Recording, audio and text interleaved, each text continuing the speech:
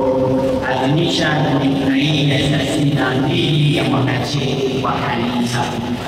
Mwaka wa kanisa unatumika kama kawaida na 17. Dominika iko ngapi katika kanisa hili kama kawaida? Soka 24 maeneo matatu.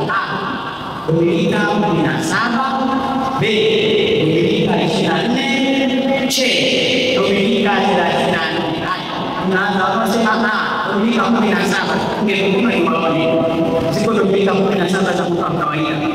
Ungekuwa sina mtenda muda tafadhali. Dominika 17 ungekuwa ni wapi? Hakuna. Dominika 24 wanasema siko Dominika 24 katika mwaka kawaida au kanisa. Ungekuwa wateja wao tafadhali.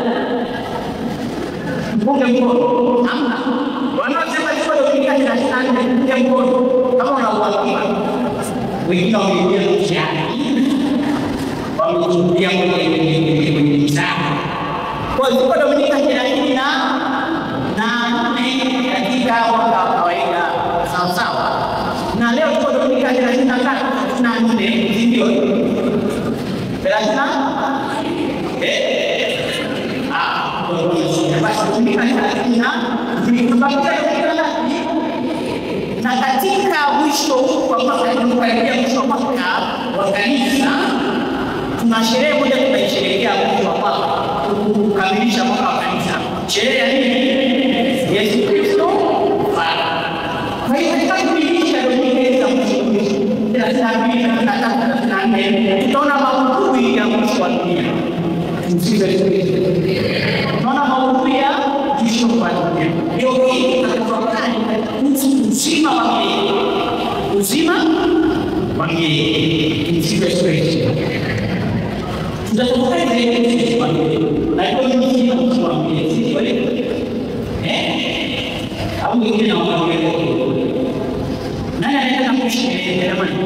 Niunge mkono. Tunataka kuishi jamani. Tunge mkono. Tunataka kuishi milele ya Mungu wetu. Asante mama. Asante baba. Asante kabisa. Tunataka kuishi milele na milele. Amina. Asante. Ndio wanataka. Ndugu zangu, maandiko ya leo hata hivyo yanaonyesha wazi kwamba uzima wa milele kutoka kwa Mungu ni wazi zaidi unaoonekana wakati wa kifo.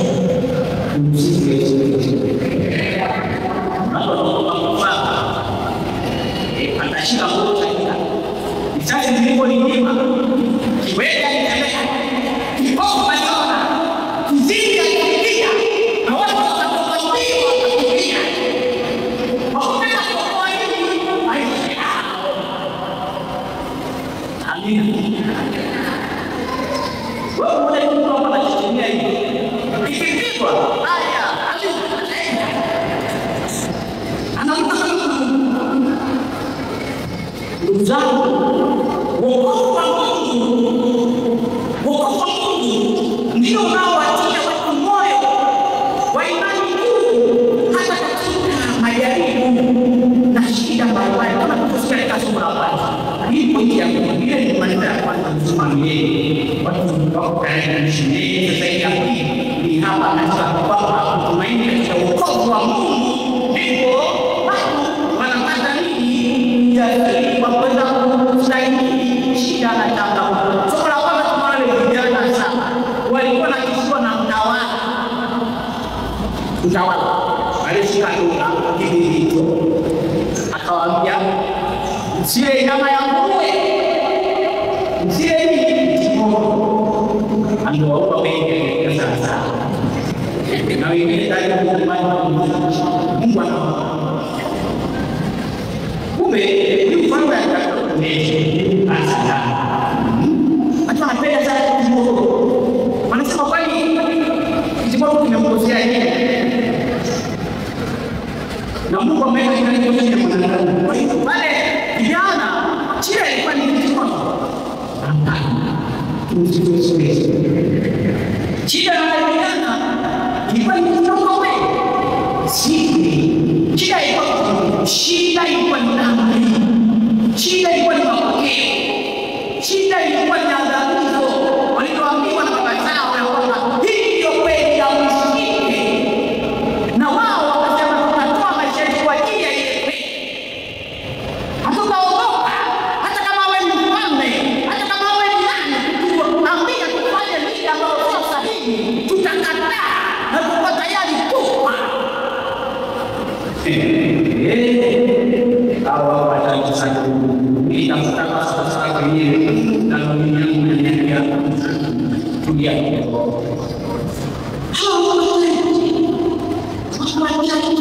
Namun itu tidak lagi tidak oke. Ada sesuatu yang nanti mungkin wanita bersuri. Sebab konsep wanita itu tersulitima. Ayo majasi majasi.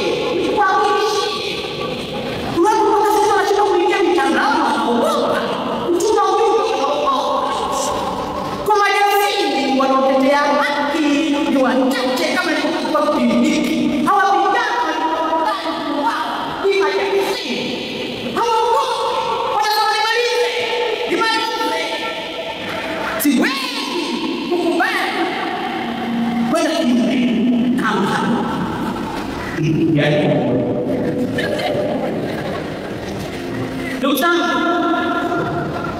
namba 3, wanadamu watafanya kila aina ya mambo ili waweze kuishi milele. Zamani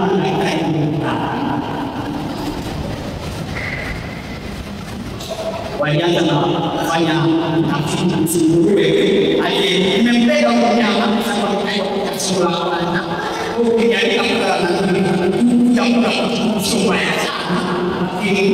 sababu mnyama anaenda kuelekea kitimoto. Kwa hiyo tutamsoma mwalimu na shehe wao ni kama hiyo sio kabla na mwana Tanzania sifahamu na nchi. Kwa hivyo huyu mnyama wanasayansi wamefanya upelelezi tafiti wakagundua kwamba viungo vya nguruwe vinakaribiana kabisa na viungo vya mwanadamu. Kwa hivyo zile figo zake, moyo wake na nini zinaweza zikatumika vikapandikizwa kwa mwanadamu akaishi. Kwa hiyo zikitoka sio usijali, wanaendelea bado wanapambana. Kwa hiyo vya kwako vikitoka unaweza kupokea vya nguruwe. Ni kweli bila kauli. Walipogundua hicho wakakumbuka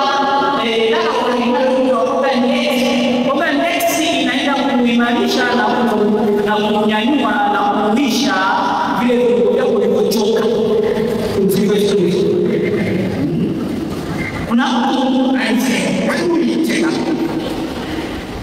Hivi viungo vya kutunza wakula vizuri kufanya mazoezi. Lakini ule mwingine kijana akawa ni mbali sana kuma pombe sana. Sasa wakamwambia bwana hivi. Unaona figo. Sasa kwa nini figo alisema tuende na figo nzima? Au kwa kuonyesha kwamba ni figo. Hii wanasayansi wanataka kumfanya mwanadamu aishi milele. Hilo ni la kwanza. Lakini pia ilikuwa kujua kwamba katika ulimwengu kuna kiumbe ambacho kinaweza kikaishi milele. Kuna kiumbe kwa baharini wanaita kiwavi baharini. Huyu ni jellyfish, ana umbo kama la mzoga. Huyu kiumbe kule baharini kule chini, yeye anajiumisha pale anapozeeka na kuumizwa na kupata jeraha lote, anakuwa mpya kabisa kama anazaliwa. Huyu kiumbe anaweza kuishi milele kabisa. Mwanadamu sio mwingine, kama mwingine na mwingine. Lakini mwanadamu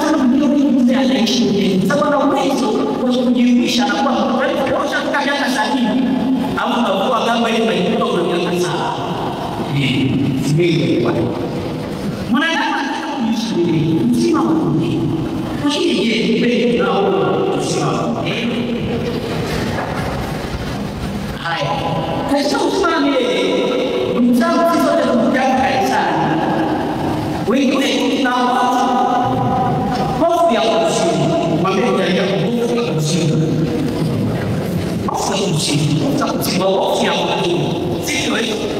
Ndio na mtoto kinga ile sala kusema damu ya Kristo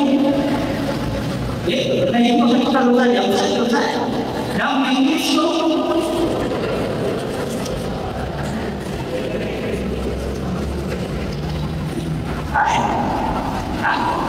wewe tuseme sasa mambo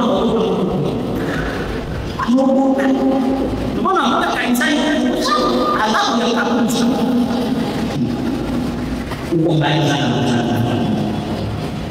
Ndio maana katika leo ni kazi yake akasema kuna aina tatu za Wakristo. Wakristo aina ya kwanza ni wale wanaoanza watoto wanapao mwovu ya Mungu kwa wanatenda mema kwa nini? Kwa hiyo ni mwema kwa sababu naomba kutoka Mungu. Kama ni Wakristo kwa maana kama una miaka 70 na bado unaogopa kutoka wewe kwa sababu katika imani kama bado unaogopa unatendeka kama chana. Lakini kuna Wakristo aina ya Wakristo waliokoma kama au mnayo ndio Mkristo aliyekoma ni yule ambaye matendo yake yanaongozwa na upendo wake kwa Mungu. Sheria ya Kristo inaleta upendo. Huyo ndio Mkristo aliyekoma. Sio wewe unayeenda unatetemeka. Kristo aliyekoma na upendo. Si mimi zangu za upendo. Sio si mimi zangu za naenda Mungu. Sababu yako unafanya unampeleka kutenda watu. Sisi tunaona mvua zimekuwa. Mvua zimekuwa. Maana kuna mahali mvua zilizidi. Ndio mtu aliyekoma naye akaeleza kwa sababu kuna utelezi mwingi ndio msinyani.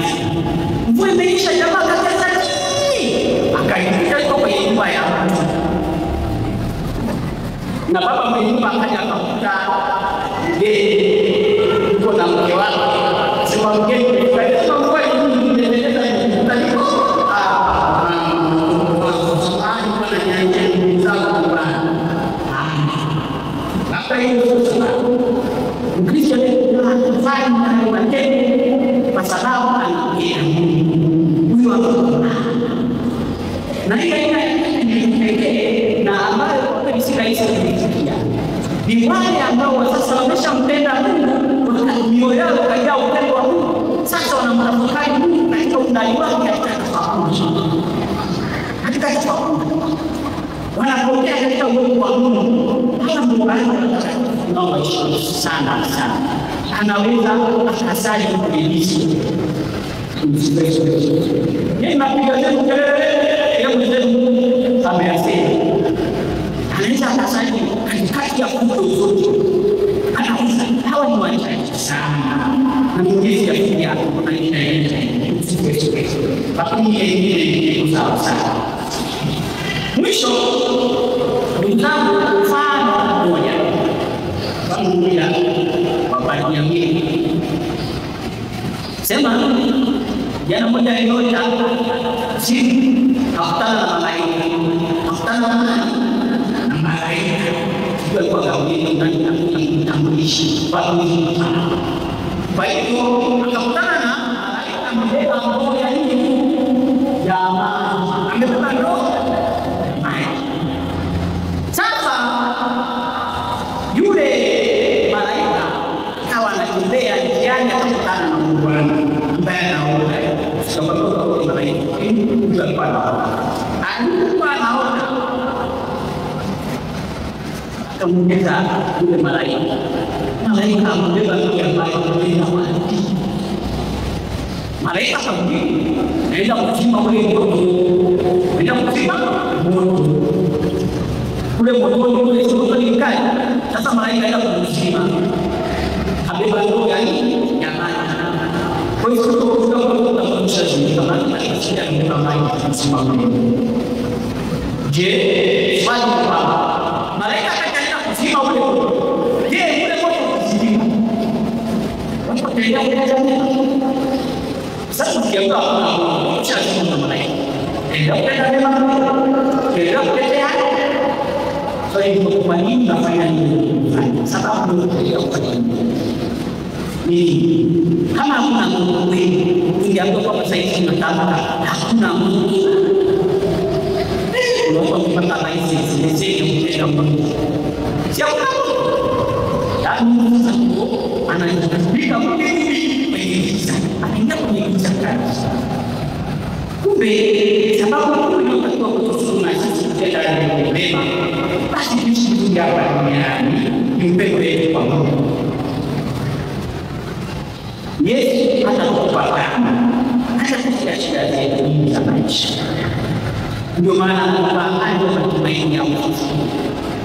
Ni msijui sijawahi kuona mtu akufufuka, lakini natumai kwamba tutafufuka, lakini ninatenda mema hapa duniani upendo ndio unaanza. Ndio maana Mungu ni walio hai nimesikia Mungu wa Ibrahimu, Yakobo na Isaka. Mungu walio hai. Kwa hiyo ishi vizuri hapa duniani.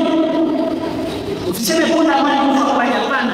Ishi vizuri hapa duniani. Na tuweke hofu ya kifo mikononi mwa Kristo. Magonjwa kama tembo hizi haya ni makubwa. Tuweke mikononi mwa Kristo. Na kumwamini ya kwamba anakuongoza katika utimilifu wa maisha. Kwanza kukamilisha maisha hapa duniani na yale yanayokuja ni uzima mpya. Na kama ni nini sawa, lakini ni uzima mpya na maisha mapya ambayo unatuahidi kwamba tukiyamaliza haya. Ndio maana Paulo anasema katika Warumi sura ya 8 kwamba kama tunaishi kwa ajili ya nchi, kama tukifa tunakufa kwa ajili ya basi. Kwa hiyo tena kama tunaishi au kama tunaishi sisi ni mali ya watu.